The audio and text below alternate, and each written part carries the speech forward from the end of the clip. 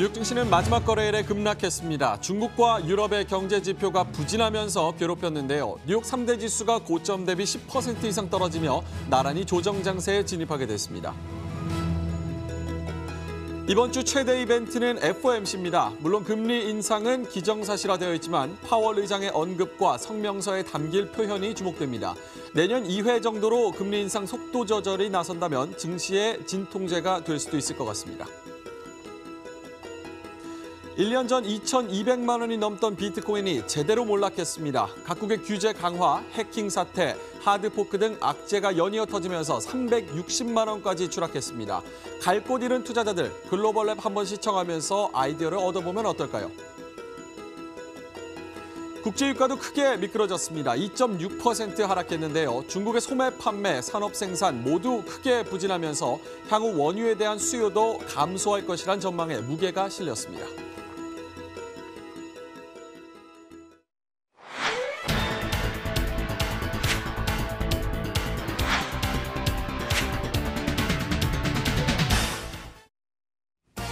네, 12월 17일 월요일 해외 주식 시장의 원조 글로벌랩 시작하도록 하겠습니다. 해외 이슈가 매우 많이 산적해 있습니다. 금리 인상, 무역 전쟁, 그리고 국제 유가 같이 이렇게 많은 해외 이슈가 산적해 있을 때 저희 글로벌랩과 머리를 맞대면서 한번 고민을 해보시면 어떨까 싶습니다.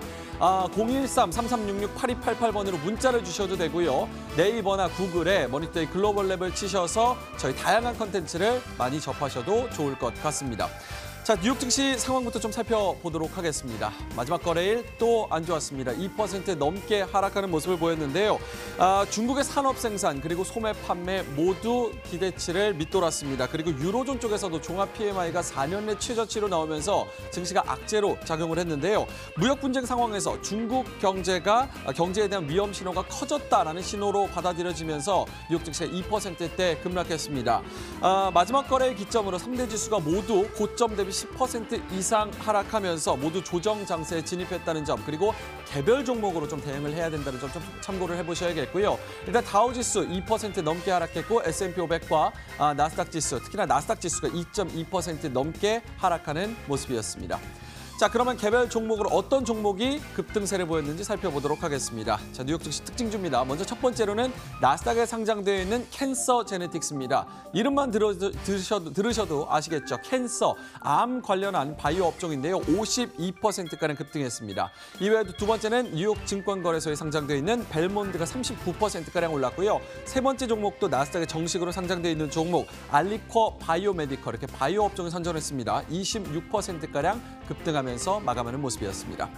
자, 중동지수로 넘어갑니다. 주말 동안의 재료를 일요일 날 장이 열리기 때문에 가장 먼저 반영하는 중동지수 전체적으로 하락했습니다. 특히나 미국 재료를 가장 민감하게 반영하는 이 이스라엘 지수, 텔아비브 지수가 1.8% 가장 크게 하락하면서 뉴욕 증시의 약세를 그대로 반영하는 모습이었고요. 그나마 선방한 거는 사우디의 타다울 지수가 0.6%가량, 0.1%가량으로 그나마 선방을 했습니다. 사우디 같은 경우는 미국과의 분쟁 이후에 일단락되면서 투자 컨퍼런스가 열렸는데요. 여기서 투자자들의 반응이 좋다고 합니다. 이로 인해서 사우디가 그나마 선방하면서 마감하는 모습이었습니다. 자, 외국인들이 생각하는 우리나라 주가 지수의 벤치마크 MSCI 한국 지수로 가보도록 하겠습니다. 1.8%가량 하락했는데요. 지난주 금요일 같은 경우에 코스피가 1.2%가량 하락했고요. 이 부분은 후반영했다고 생각하시면 됩니다. 특히나 삼성전자가 20%가량 포함이 되어 있는데요. 지난주 금요일에 삼성전자가 2.6% 큰 폭으로 하락하면서 39,000원 선도 내줬죠. 이 부분을 반영을 하면서 MSCI 한국 지수는 1.8% 약세권에서 거래를 마쳤습니다. 자, 그다음은 나스닥에 상장돼 있는 퍼스트러스트 한국 지수입니다. 0.8%가량 하락했고요. 지난주 금요일에 코스닥은 2% 넘게 하락했지만 SK텔레콤 그리고 LG유플러스가 3%에서 4%가량 포함되어 있는 퍼스트러스트 코리아 지수는 0.8% 약세, 그나마 선방했다는 점 좀 참고를 해보셔야겠습니다. 자, 뉴욕 증시 크게 하락했는데 이 글로벌 지수 상황 어떻게 됐는지 디테일하게 좀 알아보도록 하겠습니다. 월요일에는 유로맨커입니다. 시황센터입니다.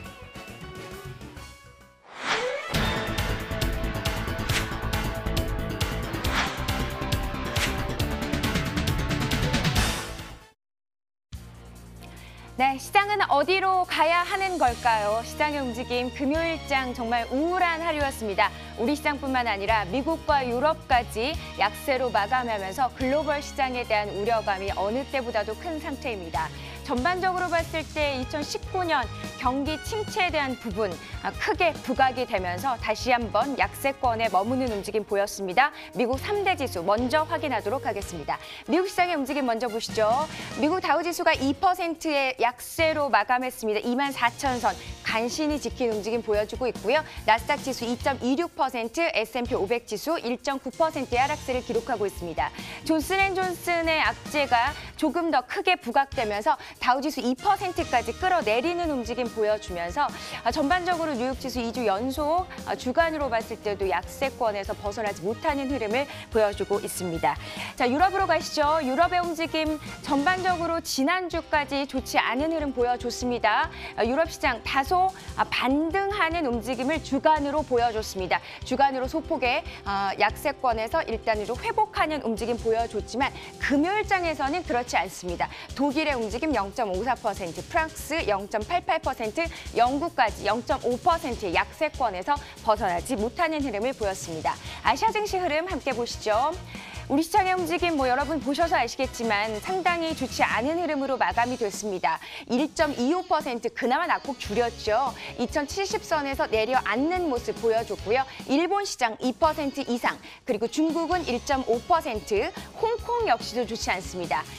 부진한 경제 지표가 직격탄으로 맞으면서 아시아 증시 전반을 끌어내리는 움직임을 보여줬습니다. 홍콩까지도 좋지 않은 흐름 보여주고요. 자, 이번 주 어느 정도 반등할 수 있을지, 반등의 실마리를 찾을 수 있을지 여부에 대해서는 조금 더 지켜보셔야 될 것 같습니다. 자, 신흥국 시장 함께 살펴보시겠습니다. 신흥국에서는 인도가 가장 눈에 띕니다. 경기 부양에 대한 기대감을 가지고 유일하게 나흘 연속 반등세 보여주고 있죠. 0.09% 소폭의 상승으로 마감하는 흐름을 보여줬습니다. 자, 중동시장의 움직임 어땠는지 함께 또 살펴보시도록 하겠습니다.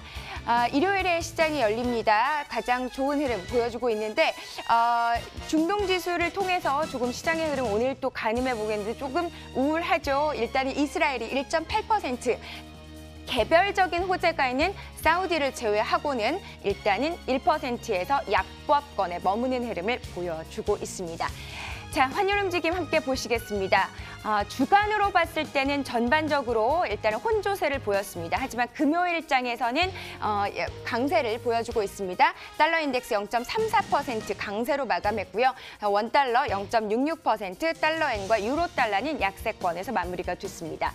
경제지표 부진한 것이 다소 영향을 주면서 혼조세 보여주는 움직임을 보여줬습니다. 유가 함께 보시죠.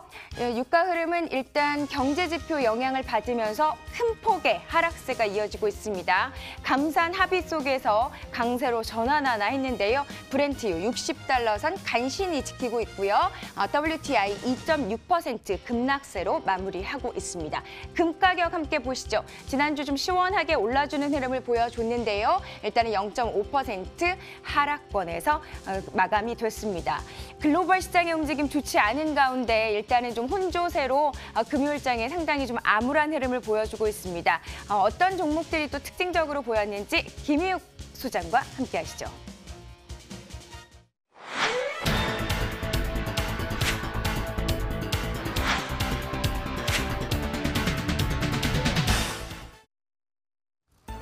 네, 오늘은 월요일 아침입니다. 하지만 또 힘차게 출발할 만한 기운이 나지 않는 상황인데요. 이제 2018년 한국 증시 거래일이 딱 9일 남았습니다. 이번 주 5거래일 그리고 다음 주 크리스마스 빼고 4거래일인데요.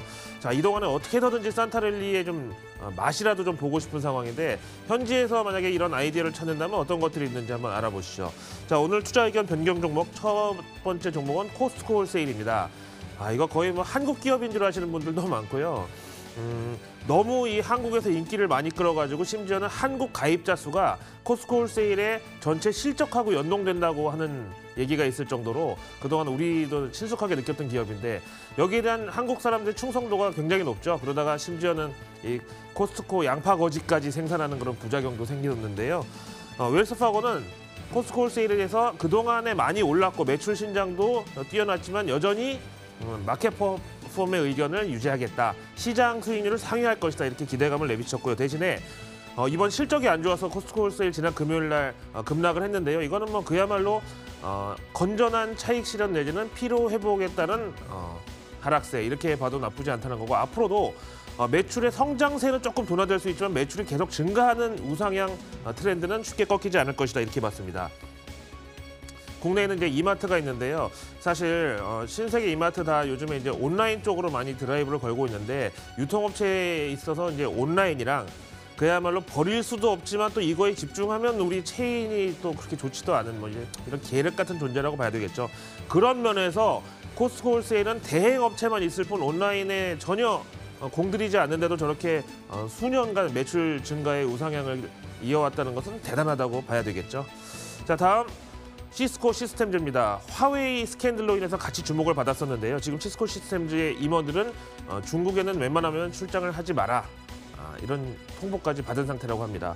그런데 요즘에 이제 이 통신 장비의 어떤 주 매출처라고 할 수 있는 반도체 IT 그리고 완성 제품 쪽에 이제 실적 둔화 전망이 계속 잇따르고 있죠. 결국 이제 시스코 시스템즈 가장 많이 거래하는 미국 회사들이 델, 휴렛 패커드 그다음에 브로드컴 같은 회사인데 이런 데서 자꾸 실적에다가 좀 우려 섞인 전망을 내놓다 보니까 시스코 시스템즈 역시도 조금 조심할 구간이라는 얘기가 나오고 있고요. 노무라 증권에서는 그동안의 매수 의견을 조금 낮춰서 중립으로 투자 의견을 하향했습니다. 이 소식에 시스코 시스템즈 지난 금요일 3.5% 하락으로 반응했고요. 국내 매칭 종목은 삼성, SGS하고 다산 네트워크스가 되겠습니다. 세 번째 아메리칸 익스프레스입니다. 우리는 이제 카드사로만 알고 있는데 뭐 대부업도 하고 제2금융권과의 교류도 활발한 어떤 세컨티어 금융사로서 월가에서 명망이 높습니다. 바클레이즈에서는 이 아메리칸 익스프레스에 대한 투자 의견을 보유로 재확인시켜줬고요. 목표 주가는 118달러로 조금 여유 있게 잡았는데 일단은 이제 아메리칸 익스프레스 같은 경우는 최근에 연말 쇼핑 시즌 카드 매출보다는 이제 금리 인상에 따른 어떤 예대 마진의 어떤 수혜가 예상되는 종목들 중에 약간 조금 뒷전에 있었던 종목이라는 점에서 다시 관심을 둘 만하다 이런 의견을 냈고요. 지난 금요일은 시장 상황에 따라서 0.9% 하락하면서 마감했지만 어쨌든 목표 주가까지는 118달러니까 아직도 한 10% 이상 여유 있게 남아있다고 보겠네요. 지난 주말 월가의 투자 의견 변경 종목들 함께 살펴보셨습니다.